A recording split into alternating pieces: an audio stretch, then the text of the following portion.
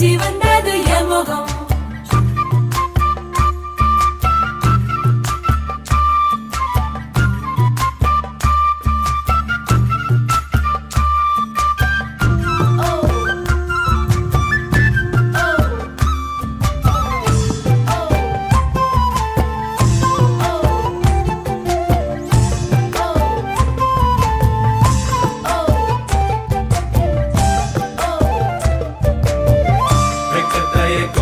கொழைச்சு குங்குமம் பூசிக்கொடி ஆசை விழ வேர்வைய போல் வாசம் ஏதடி